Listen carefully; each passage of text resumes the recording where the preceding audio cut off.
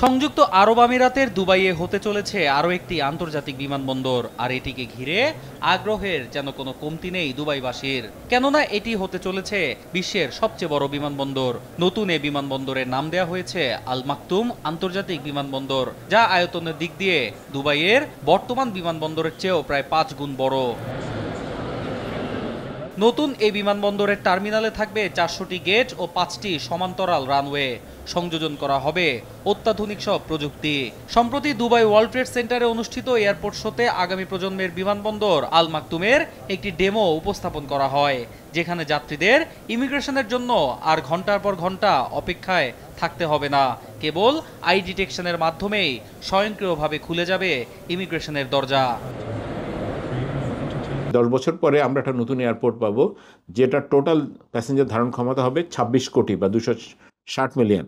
এখন দুবাই সরকার যেটা করছেন যে নতুন এয়ারপোর্টে সবচেয়ে লেটেস্ট টেকনোলজি তারা ডিপ্লয় করবেন।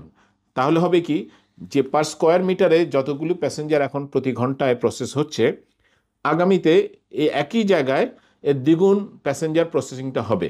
সংযুক্ত আরব আমিরাতের ভাইস প্রেসিডেন্ট ও দুবাইয়ের প্রধানমন্ত্রী শেখ মোহাম্মদ বিন রাশেদ আল মাকতুম খালিজ টাইমসকে দেয়া এক সাক্ষাৎকারে বলেন, আল মাকতুম ইন্টারন্যাশনাল এয়ারপোর্ট বছরে 25 কোটিরও বেশি যাত্রীকে সেবা দিতে সক্ষম হবে।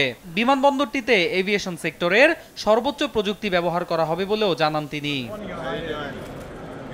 দুবাই এভিয়েশন কর্তৃপক্ষ জানায়, ভবিষ্যতে দুবাই আন্তর্জাতিক বিমানবন্দরের সব কার্যক্রম নতুন টার্মিনালে স্থানান্তর করা হবে।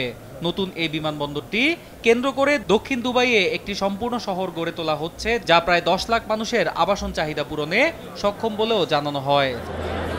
Over the next 15 years, actually 260 million might not be enough. এছাড়াও আল মাকতুম বিমানবন্দরটি সম্পন্ন হলে এটি হবে ফ্ল্যাগশিপ ক্যারিয়ার এমিরেটস এয়ারলাইন্সের নতুন ঠিকানা। দুবাই আন্তর্জাতিক বিমানবন্দর টানা 10 বছর ধরে বিশ্বের ব্যস্ততম বিমানবন্দরে পরিণত হয়েছে। 2007 সালে দুবাই আন্তর্জাতিক বিমানবন্দরের যাত্রী ধারণ ক্ষমতা ছিল 3 কোটি। 2023-এ এসে সেই সংখ্যা 3 গুণ বেড়ে উন্নীত হয় 9 কোটিতে। ধারণা করা হচ্ছে 2024 সালে এই সংখ্যা আগের সব রেকর্ডকেও ছাড়িয়ে যাবে। নিউজ ডেস্ক, দেশ টিভি।